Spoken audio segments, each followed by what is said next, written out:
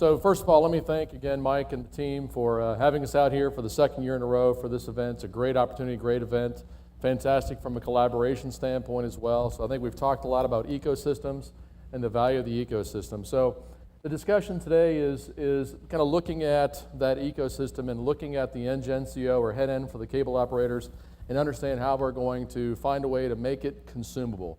One of the conversations we had recently with one of our customers was most executives have three decisions to make. Number one, they've got to identify the right technology for the application. They need to make sure that technology is cost effective.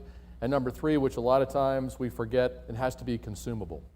If I can't consume it, I can't make it impactful to my network and to my customers.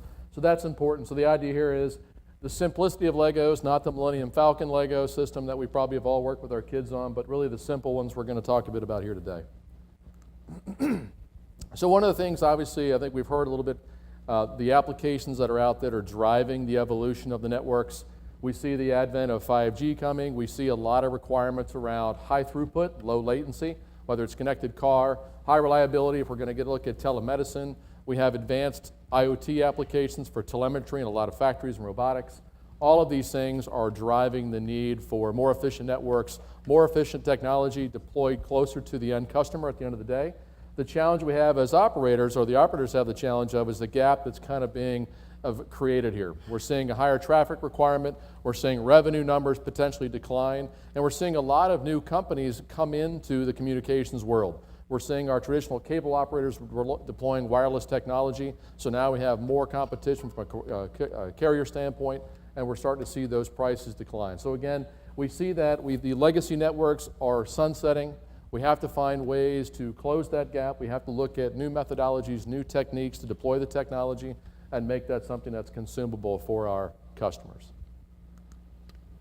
So a couple of points here I think that some of the folks have already talked a bit about. One of the challenges, I think there's no doubt, the operators today, they have to move away from their fixed function networks. They've got to take a look at making some decisions, and a lot of them have. A lot of the tier one operators around the world have already begun this, as Dan talked a bit about. They've made the decisions, they've started to identify where in the network they want to work and what applications they want to look to virtualize.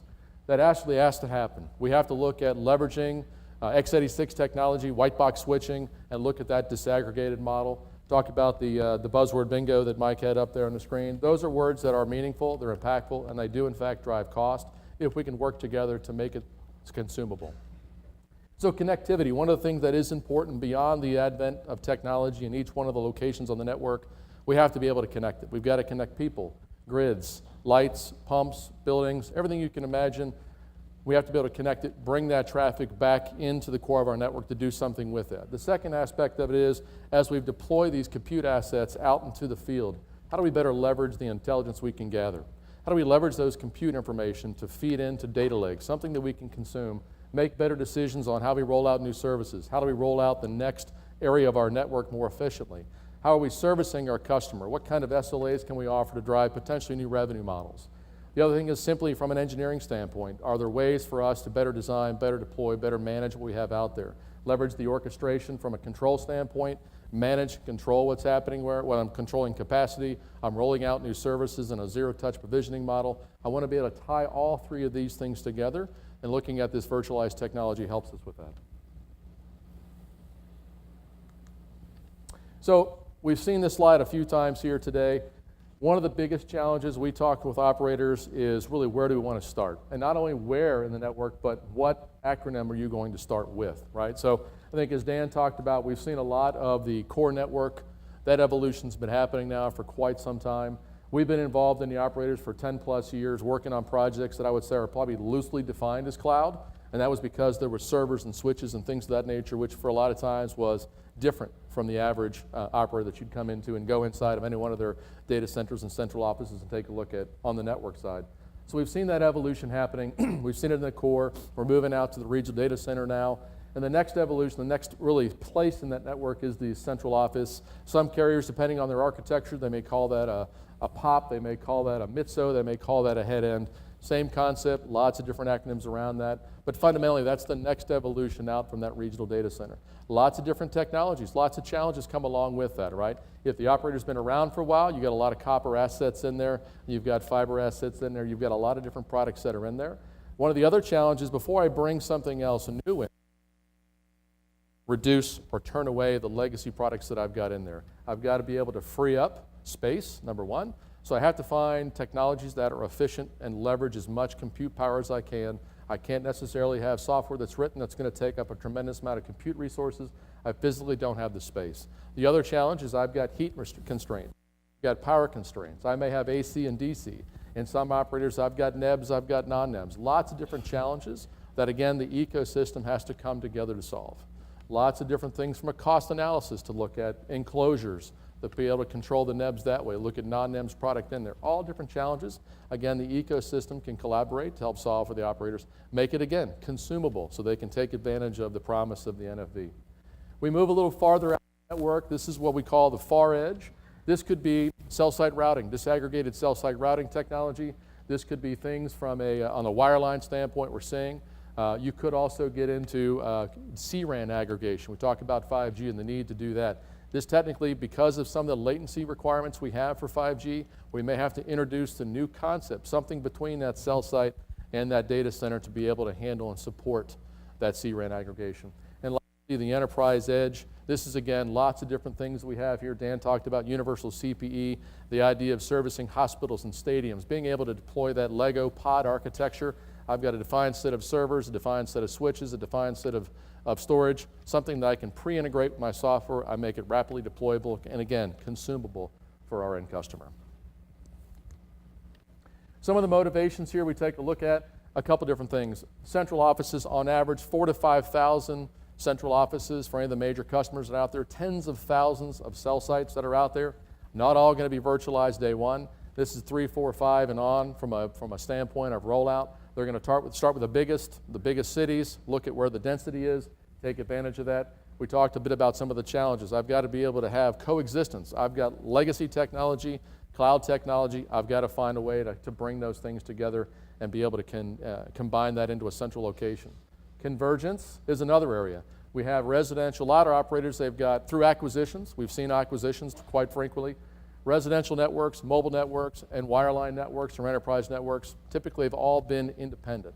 What's happening as well is let's take advantage of the technology, let's converge those networks, look for ways to design that so we have convergence, look for applications that bring commonality. Where can I virtualize functions and bring together some of those networks and be able to reduce, again, my cost overall.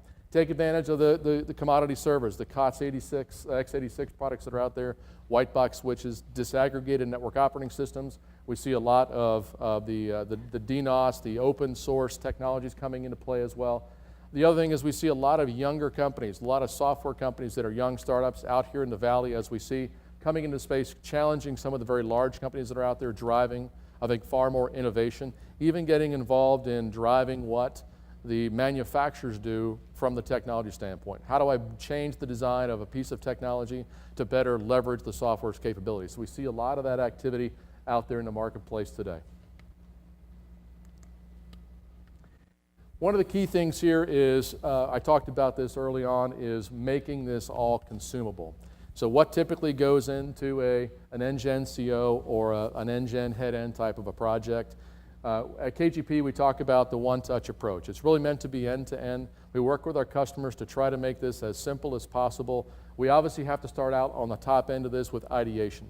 In some instances, we are trying to figure out the where and to figure out the what, understand what's important to virtualize. We know that we're going to have an ecosystem. We need to make sure that ecosystem can, in fact, coexist, not just in a lab, but also out in the customer's environment. Whatever software, whatever secret sauce the carrier has to incorporate, we need to make sure we can incorporate that in to, again, drive that overall efficiency. So ideation is important. Look at that component. Look at that coexistence of technology, interoperability.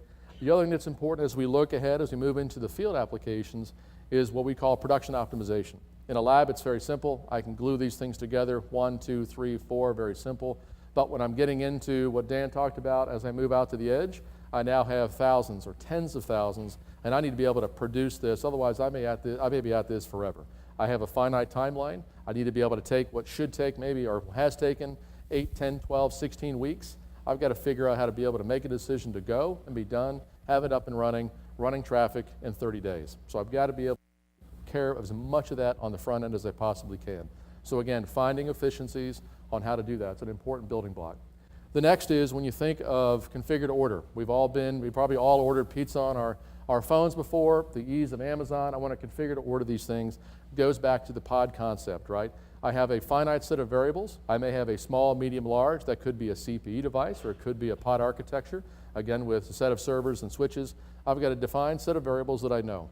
I want to be able to order that. I want to pre-integrate that. I want to put that into a staging center. As I deploy, I can pick it and I can deploy it.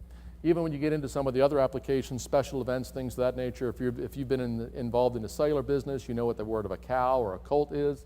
Same concept here. I may need to bring connectivity and be able to deploy a pod in an outdoor enclosure and have it up and running very, very quickly. So those are the kinds of things we want to be able to simplify.